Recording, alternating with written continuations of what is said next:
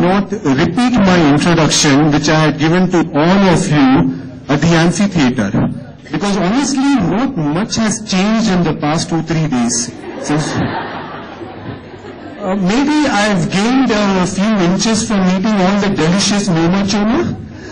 But other than that, it is the same person who had spoken to you all a day before yesterday, on Monday. So why are we all here today? In the morning, during your respective sessions with your mentors really went deep into what employers are looking for when they are hiring candidates for their company. And you also learned from your mentor the immense power of storytelling in the world of resumes and in the world of interviews. So what we are going to do now today in the next hour or so is to get all those points together, reinforce the important ones, and look at them in the broader picture. That's our plan, and that's what we are going to do together.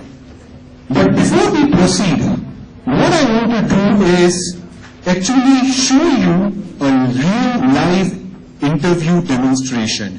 And for that, I would like to invite my fellow mentors, Holly and Darius.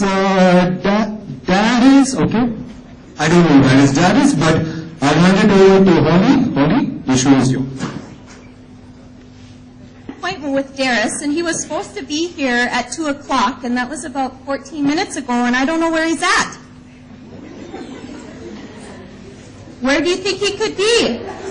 I'm not quite sure.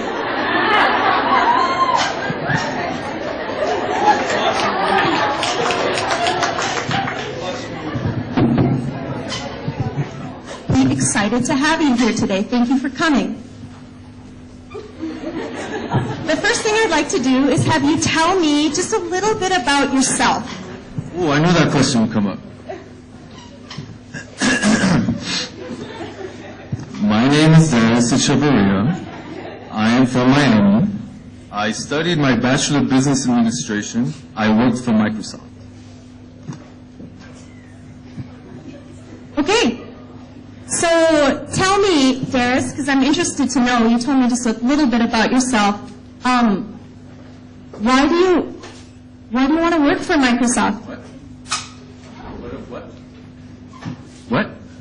Why do you want to work for Microsoft? I want to work for Microsoft. Yes, why do you want to work for Microsoft? It's a good question.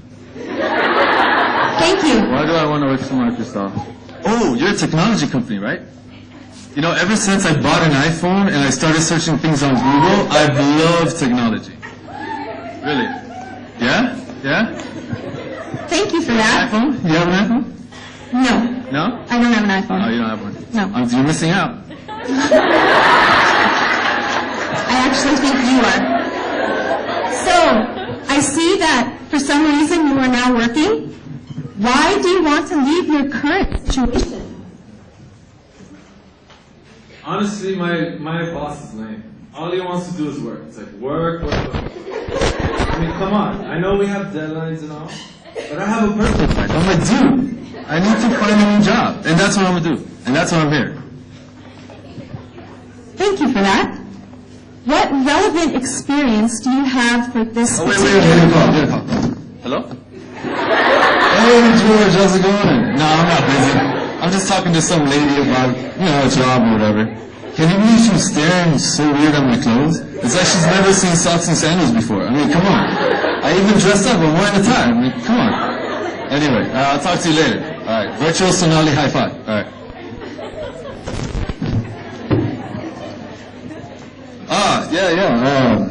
Experience. I've worked in an office. I've used a computer. I've lived life. And what do you need? Okay. So, why don't you tell me about your biggest weakness? Biggest weakness. I'm just too perfect. I'm never wrong. It's really tiring to always be right and be the smartest person in the room. I mean, I honestly know what Einstein feels like. I mean, seriously. that's about enough questions for me. So why don't you, do you have any questions to ask of me? Nope. Oh, well, it was very nice to meet you. Thank you, and I'll get back with you. I seriously did not see that coming. I thought this was going to be an interview where you would learn a lot. And guess what? You are actually learning a lot from this Interview. There is a lot which happened. What Darius and Holly did in their interaction, which has got some serious learnings for us. So what we are going to do now, we are going to play a game. The game is this. When I was listening to Darius do what I think was an interview, I'm still not completely sure. I need to check up with him later on. I noticed there were some 7-8 things Darius did, which if I was in his shoes, I might have done differently. Now the game is, I'm walking around with this list, and the first person who gets one of those items on my list which I think Darius did, which he should have done differently, I'm going to tell that person a word. And I have been assured by students of Ken and Talita when I was having lunch by them that if I tell this word, I will sound like a cool Kenyan. Okay? So now my reputation is in your hands. And on that, we will start the game. Okay, so who can tell me one of the things? Somebody is eager to see me make a fool of myself, alright? His image, His image? the dressing, he dressed down. His image was not appropriate for first impression. Okay. So I guess I need to tell you now, no. And you just tell me that poor. Very important. Alright. My name is Esther. He came in late. He didn't keep time. Excellent. So You also get a number from me. So we have punctuality, we have attire, what else? Who says, okay, let me go here. And I'm coming back, guys. I'm not forgotten. Attitude, he should have, he was like a know-it-all. He knew everything that he wanted, so he should have employed himself. Right, constantly interrupting people and, saying as if he knew everything. That's not good. Okay. In the back. alright. You do not keep the interviewer waiting. That's rude. Attire, posture, animation. Did you see how he sat? Was he sitting in a club? Was he sitting in a job interview? I still don't know. If you look at his response time, the way he was interrupting the interviewer and his pitch, you all saw his pitch. I am Darius, I am a human being, hire me. That's not a pitch. Knowledge about the company. And what about the way he spoke about his previous employer? What do you think about that? It's not a smart move because it shows that you might end up being disrespectful to a potential employer eventually. Imagine if he's going to talk about his previous employer like this, what prevents him about talking about Holly tomorrow? Do you guys want to see Holly sad? No. Experience. Remember what we saw. Never tasks, accomplishments. Never tasks, accomplishments. That is what an employer is looking for.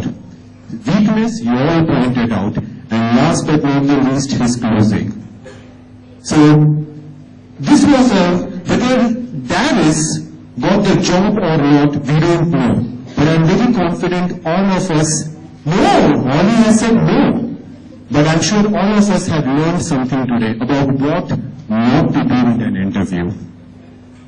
Darius? Aha! A big thank you to Darius and to Holly. Okay, so now, folks, what we are going to do is we will switch over to going a little bit in depth on the whole interview interview process. As I said, the goal is to reinforce the things you have learned in your individual sessions and then just look at the big picture. Let's start very simply. Why do we do an interview in the first place? Take a second, pause, and read.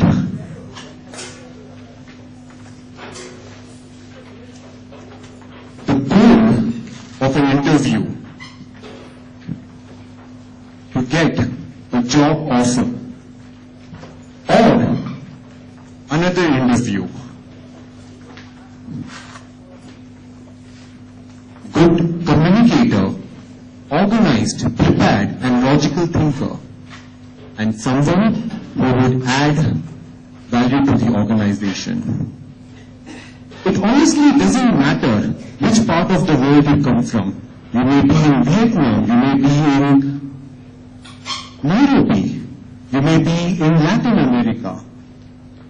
Every employer, when he wants somebody who will join his company, is looking for these basic things. I want a good communicator. I want a thinker who is organized, prepared, and logical. And finally, somebody who would add value to the organization. I'm not going to repeat what an employer gains from the interview. I think they're all very clear. You know, he gets to know you, understand you. We just spoke about that. The value for me is, what do you all gain from the interview? Now, the obvious answer is yes, there is a job, or there is a next interview. But there are a couple of additional things you might want to think about. For example, when you see an interviewer, he is just not an interviewer. He is a potential lifetime connection. He may be able to get you a job or not get you a job. But if you leave a positive impression on him, he will always have you, your profile and your resume in the back of his mind. And someday, someplace, who knows? Assess organization fit. Okay, the employer wants you, but do you want to work for that company? You go to that office to be interviewed. You see the way the people are treated out there. You see the kind of questions he's asking. And then you need to make up your mind. Is this the kind of place where I want to be working 5 or 6 days a week, 8 to 12 hours for God knows how many years? Is this the right place for me? So, the opportunity to build a connection and assessing the organization, whether it fits your needs, is also something people usually forget when they think about interviews. Now, the job interview essentially is a very straightforward 3-step process. It's like putting your clothes in a laundry, one of those washing machine. You prepare, you present, and you follow up. You prepare. That's it. You prepare, you present, and you follow up. 3 simple steps. And what we're going to do now is take each of these slices and break it down and go a little bit deeper into that. So let's start with preparation. Next slide. Okay. The first thing in preparation is you need to know yourself. Rule number 1. Anything you do in life, and it equally applies in the world of interviewing, you need to know yourself, you need to know your resumes, you need to know your strengths, your areas of improvement, and above all, you need to be truthful. If you think about a triangle where you have your life and your experiences, you have your resume, and you have your interview experience, all these 3 points need to be completely in alignment. You cannot be something, say something else different in your interview, and have something different in your resume. So, and the truthful part is very important because honestly, you cannot hide these things forever. You will get caught, and it it will be a huge embarrassment. So be honest, be candid, and be sure that everything is in alignment. The next piece is research your prospective employer. Again, we had a great set of content which has been shared with you by the mentors. The only thing I will add is an experience which I had when I was interviewing this company. This company is a large retail chain in US. I sat in with the interview person and he only asked me one question: why our company? That's it. So for the rest of the time, we only had to talk about his particular company in the context of what it was doing, in the context of its competition, in context of its threats, opportunity. So you need to know the company inside out. Now there's always a risk. You may overanalyze. You may go into something like an analysis paralysis. So you need to be careful that you are not here to literally be the CEO of that company.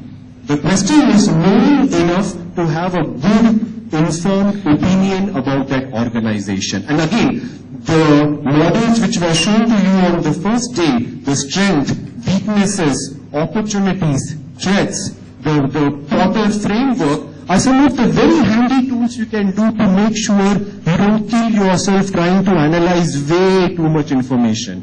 You get your data on those 2-3 simple frameworks which were shown on the day one, and you guys are set. You know enough to make a strong impression with the interviewer. The next slide. The job. My personal belief is there are no bad candidates and there are no good candidates. I think that phrase bad and good should just be eliminated. There are only candidates who have the right fit with the role which is for which is being interviewed, or candidates where you don't have the right fit for the role. Because for me, that is the reality. Each one of you in this room are smart, ambitious, talented, and are willing to do the best at what you do. But you also need to realize that the role decides. The role decides the kind of person it wants, so it's very crucial when you prepare, you always make that connection. What does that role want? And do I have what the role wants? And then I focus on tailoring my resume, my interview responses to the demands of the job.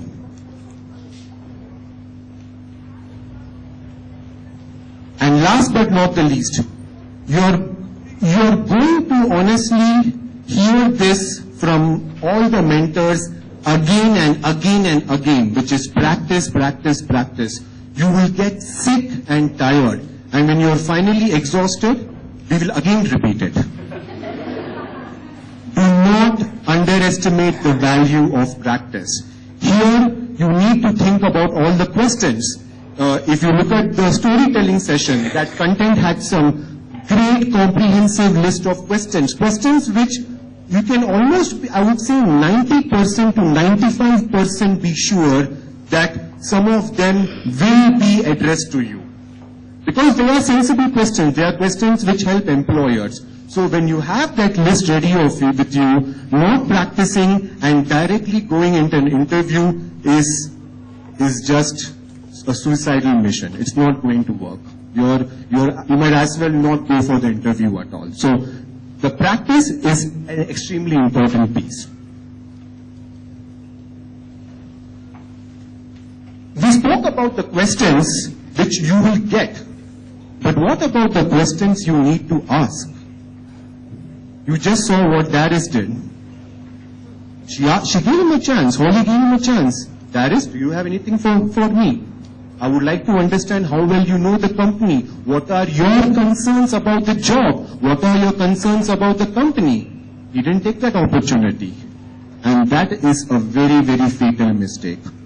There are some companies which may give 5 minutes of their complete interview time for you to ask questions. Some may give up to half an hour because they don't believe in the traditional